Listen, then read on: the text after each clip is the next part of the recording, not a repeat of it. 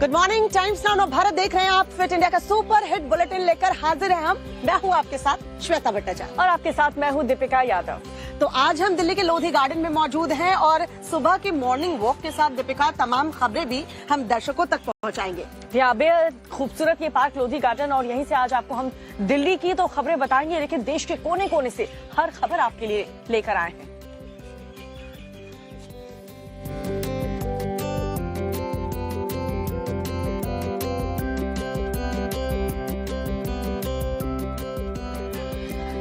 दिल्ली शराब घोटाले केस में 6 महीने से जेल में बंद संजय सिंह आखिरकार सुप्रीम कोर्ट से उन्हें जमानत मिल गई है और 6 महीने बाद संजय सिंह तिहाड़ जेल से बाहर आएंगे। संजय सिंह को जमानत तो मिल गई है, लेकिन सुप्रीम कोर्ट ने ऐसी टिप्पणी की है जिसके बाद शराब घोटाले के जो आरोपी हैं, जो इस वक्त जेल में बंद हैं, उनकी टेंशन बढ़ गई है। क्यों बढ़ी है ये टेंशन, दिखाते हैं आपको इस रिपोर्ट में। दिल्ली शराब घोटाले मामले में आम आदमी पार्टी के राज्यसभा सांसद संजय सिंह को सुप्रीम कोर्ट ने बड़ी राहत देते हुए जमानत दे दी है। हालांकि स्वास्थ्य कारणों की वजह से वो दिल्ली के ILBS अस्पताल में भर्ती हैं। आम आदमी पार्टी सांसद संजय सिंह को एक बड़ी राहत मिली है सुप्रीम कोर्ट से, जहां पर उन्हें शराब घोटाले मामले में अब 6 महीने की हिरासत के बाद जमानत दे दी गई है। लेकिन फिलहाल संजय सिंह सांसद आम आदमी पार्टी एडमिट हैं दिल्ली के ILBS अस्पताल के अंदर, क्योंकि लंबे समय से उन्हें लीवर की शिकायत थी और इसी शिकायत के चलते उन्हें फिलहाल एडमिट किया गया है। आपको बता दें कि शराब नीति से संबंधित घोटाले केस में 6 महीने में वह जेल में थे और ईडी ने उन्हें 4 अक्टूबर को गिरफ्तार किया था। आप नेता संजय सिंह को अस्पताल से आज डिस्चार्ज कर दिया जाएगा, जिसके बाद वो वापस तिहाड़ जेल जाकर कागजी प्रक्रिया पूरी करेंगे और फिर आज जेल से बाहर आ सकेंगे। संजय सिंह की जमानत को जहां आम आदमी पार्टी अपनी लड़ाई की जीत मान रही है, तो वहीं बीजेपी ने तंज कसते हुए कहा कि जिन्हें बेल नहीं मिली वो मामले में दोषी हैं।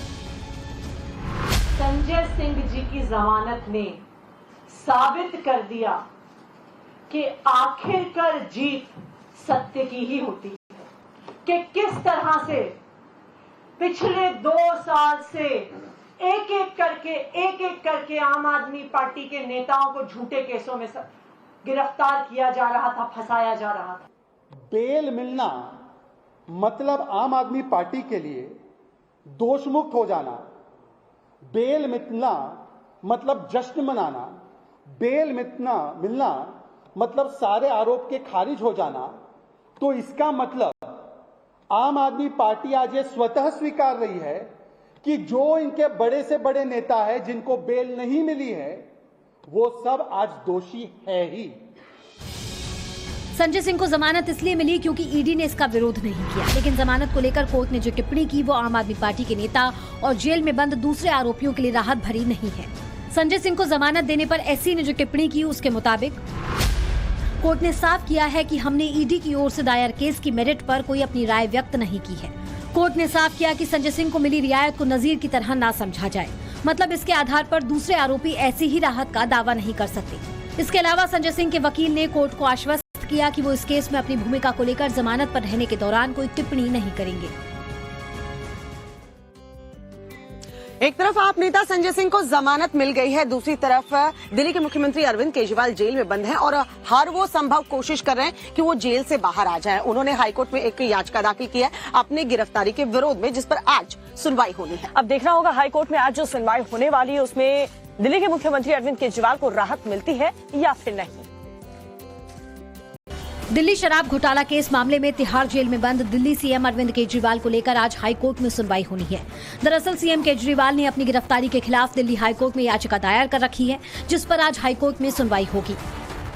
केजरीवाल के वकील ने दिल्ली हाईकोर्ट से तत्काल रिहाई और मामले में तत्काल सुनवाई की मांग की थी।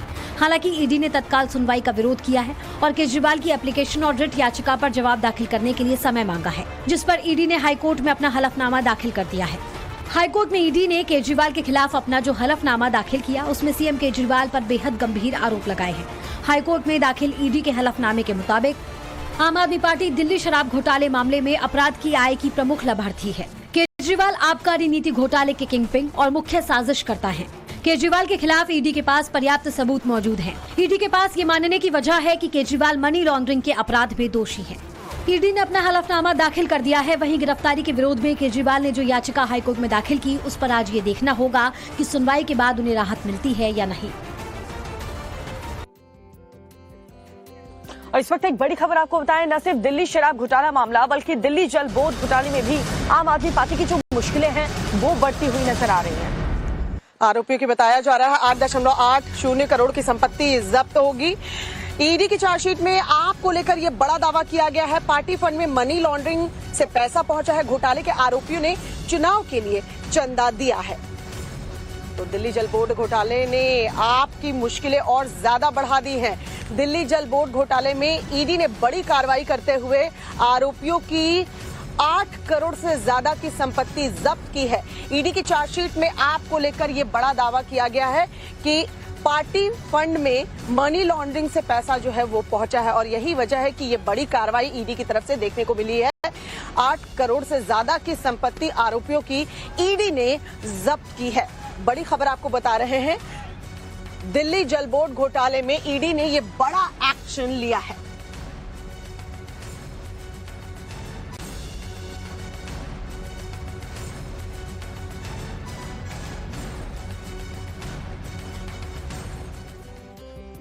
और एक और बड़ी खबर आपको बता दें, राहुल गांधी आज नामांकन जो है दाखिल कर सकते हैं। वायनाड सीट से राहुल गांधी आज नामांकन दाखिल करने वाले हैं। जी, दूसरी बार होगा जब वायनाड सीट से नामांकन दाखिल करेंगे राहुल गांधी। नामांकन से पहले राहुल गांधी रोड शो करने वाले हैं। राहुल गांधी के साथ प्रियंका गांधी भी मौजूद होगी नॉमिनेशन फाइल करने के दौरान। तो वायनाड सीट से आज राहुल गांधी नामांकन दाखिल करेंगे। उसके पहले एक रोड शो जो है वो करने वाले हैं राहुल गांधी। बताया जा रहा है जब नामांकन दाखिल करेंगे राहुल गांधी तो उस वक्त प्रियंका गांधी वाड्रा जो है उनके साथ मौजूद रहेंगी। नॉमिनेशन के वक्त प्रियंका गांधी वाड्रा मौजूद रहेंगी। हो सकता है रोड शो के दौरान भी प्रियंका उनके साथ मौजूद रहें। ये दूसरी बार है जब वायनाड सीट से राहुल गांधी नामांकन दाखिल करेंगे।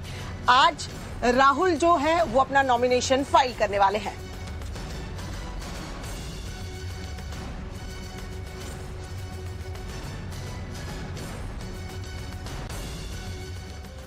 तो एक तरफ राहुल गांधी वायनाड से नॉमिनेशन फाइल करने की तैयारी में है तो दूसरी तरफ उनके खिलाफ स्मृति ईरानी आज प्रचार करने वाली है। 4 अप्रैल को वायनाड पहुंचेंगी स्मृति ईरानी और राहुल गांधी के खिलाफ चुनाव प्रचार करेंगी। वायनाड से बीजेपी प्रत्याशी के नामांकन में शामिल होने वाली हैं स्मृति ईरानी। बीजेपी ने के सुरेंद्रन को वायनाड से प्रत्याशी बनाया है तो स्मृति ईरानी इनके नामांकन दाखिल करते वक्त उनके साथ मौजूद रहेंगी। अमेठी के बाद अब वायनाड में राहुल को कड़ी चुनौती देने की तैयारी बीजेपी ने कर ली है।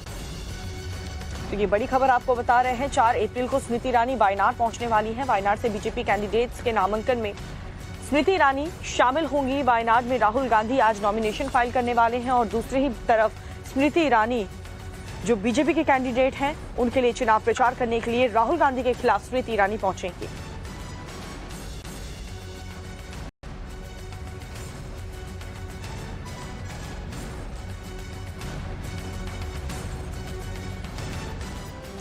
और प्रधानमंत्री नरेंद्र मोदी से जुड़ी बड़ी खबर आपको बता दें, आज प्रधानमंत्री जो है वो 10 सीटों पर वर्चुअल रैली जो है करने वाले हैं। यूपी की 10 सीटों पर नमो ऐप के जरिए ये रैली होने वाली है और कुछ बूथ अध्यक्ष से पीएम मोदी संवाद भी करने वाले हैं। तीसरे चरण में उत्तर प्रदेश की 10 सीटों पर चुनाव होने वाले हैं जिसमें आगरा, संभल, बदायूं समेत ऐसी 10 सीटें हैं जिसमें 7 मई को चुनाव होने वाले हैं। तो नमो ऐप के जरिए प्रधानमंत्री नरेंद्र मोदी वर्चुअली ये रैली करने वाले हैं। 10 सीट बताई जा रही हैं जिसमें 7 मई को चुनाव होने हैं, वोट कास्ट होने हैं, जिसके लिए आज प्रधानमंत्री नरेंद्र मोदी नमो ऐप के जरिए ये रैली करेंगे।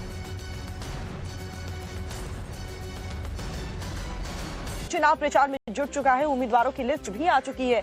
तो ऐसे में प्रत्याशी और उनके लिए कैंपेन कर रहे नेताओं का जनता के बीच आना जाना अब शुरू हो चुका है। लोकसभा चुनाव में प्रत्याशी चुनाव प्रचार में पूरी ताकत के साथ जुट गए हैं। पहले चरण का मतदान 19 अप्रैल को है जबकि दूसरे चरण के मतदान के लिए नामांकन जारी है।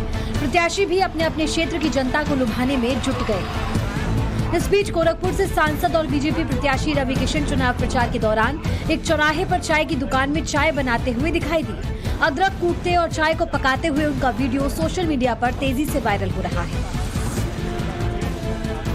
जैसे जैसे रवि किशन अदरक कूट रहे थे वैसे वैसे विपक्षियों पर भी जमकर निशाना साध रहे थे।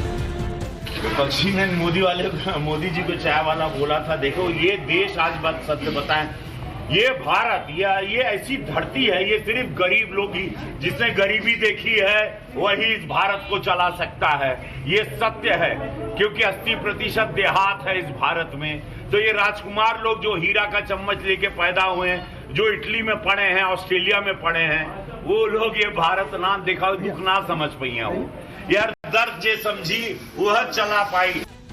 आगामी लोकसभा चुनाव 2024 के लिए बीजेपी से टिकट मिलने के बाद कंगना रनौत चुनावी प्रचार में जुट गई है। मंगलवार को भी एक्ट्रेस कंगना रनौत ने शिवबदर में पार्टी कार्यकर्ताओं के साथ लंच किया। इसका वीडियो भी सोशल मीडिया पर वायरल हो रहा है। वीडियो में देख सकते हैं कि कंगना रनौत पार्टी कार्यकर्ताओं के साथ जमीन पर बैठकर आम लोगों की तरह भोजन कर रही हैं। इससे पहले सोमवार को भी कंगना रनौत ने एक टी स्टॉल पर चाय बनाई थी। वहीं आंध्र प्रदेश में बीजेपी के साथी और जनसेना पार्टी चीफ एक्टर पवन कल्याण भी जनता के बीच नायाब तरीके से वोट मांगने पहुंचे। तस्वीरों में देखिए, एक ऑटो के आसपास लोगों की भारी भीड़ है, नारेबाजी हो रही है, झंडे फहराए जा रहे हैं। दरअसल इस ऑटो में कोई और नहीं बल्कि सुपरस्टार पवन कल्याण मौजूद थे, जो कि जनता के बीच वोट मांगने पहुंचे थे। बता दें कि पवन कल्याण आंध्र प्रदेश के पीथापुरम से चुनाव लड़ रहे हैं। रहा है कई जगह आग लगी और उससे कितना नुकसान हुआ, सब कुछ दिखाएंगे। जी हाँ, उत्तर प्रदेश से लेकर उत्तराखंड से आग में कितना नुकसान हुआ है, ये आपको दिखाते हैं अलग अलग जगहों से खबरें।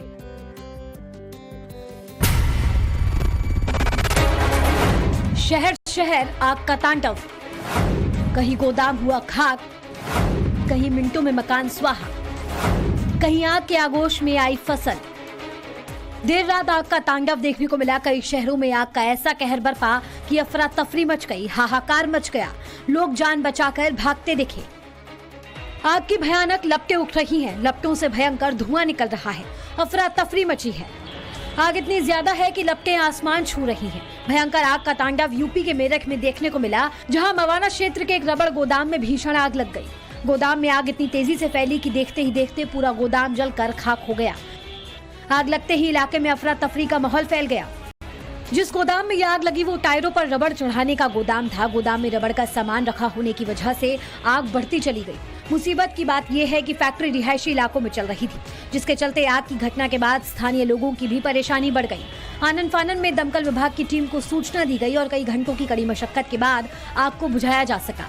हालांकि ये अभी तक साफ नहीं हो सका है कि गोदाम में आग कैसे लगी थी।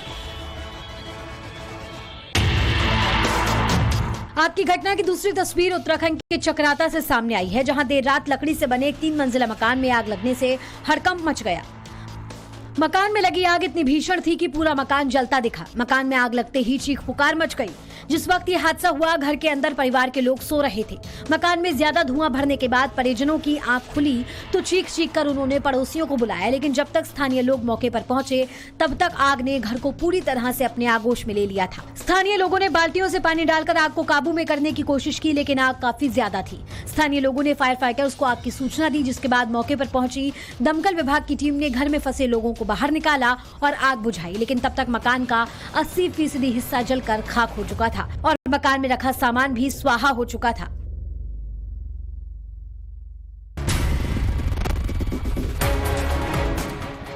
आग की तीसरी घटना एमपी के कटनी जिले से सामने आई है, जहां 50 एकड़ के खेत में लगी गेहूं की फसल जलकर राख हो गई। खेत में लगी आग इतनी भयावह थी कि कई किलोमीटर दूर से ही खेत में उठ रही आग की लपटें और धुएं को देखा गया। आग लगते ही अफरा तफरी का माहौल पैदा हो गया। गांव के लोग खेत की ओर दौड़ पड़े। आनन फानन में फायर फाइटर्स की टीम को सूचना दी गई, लेकिन जब तक दमकल विभाग की टीम मौके पर पहुंची, खेत में फसल पूरी तरह से जलकर खाक हो चुकी थी और नुकसान काफी ज्यादा हो चुका था। खेत में जली फसल को देखकर किसान की तबीयत भी बिगड़ गई, जिसे अस्पताल में भर्ती कराया गया। हालांकि ये साफ नहीं हो सका कि खेत में आग कैसे लगी थी। कोलकाता से बता रहे हैं, जहां पर उस वक्त सनसनी फैल गई, जहां पर एक महिला का शव 3 टुकड़ों में काट करके प्लास्टिक के बैग में मिला, जिसके बाद पूरे इलाके में दहशत का माहौल। महिला कौन है और किसने इसकी हत्या की, ये अभी भी पुलिस के लिए पहेली बनी हुई है। रिपोर्ट आपको दिखाते हैं, देखिए जरा। कोलकाता के वॉटगंज में उस वक्त सनसनी फैल गई, जब एक बाउंड्री के पीछे शव के 3 टुकड़े प्लास्टिक पैकेट में बंद मिले। सूचना मिलते ही मौके पर पुलिस की टीम पहुंच गई और तफ्तीश में जुट गई। ये जो एक बिल्डिंग परिसर है वाटगंज इलाके में, इसी जगह पर एक फीमेल बॉडी के कुछ बॉडी पार्ट्स यहाँ पर मिले और ये बॉडी पार्ट्स 3 प्लास्टिक पैकेट में जो है बंद करके रखे गए थे। एक में शरीर था, एक में 2 हाथ 2 पैर और एक में सिर।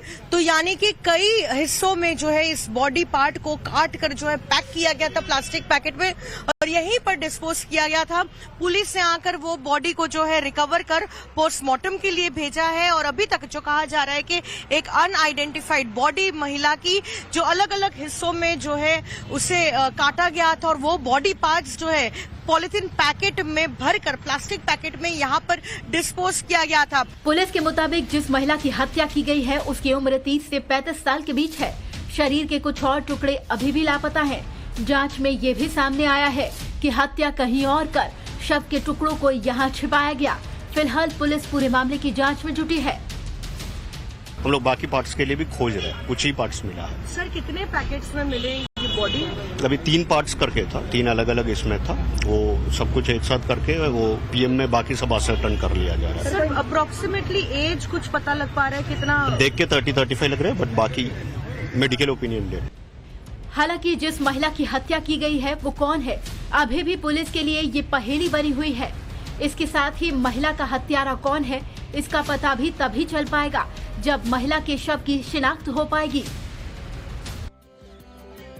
तो देश और दुनिया की हर खबर हमने आपको दिखाई। फिट इंडिया के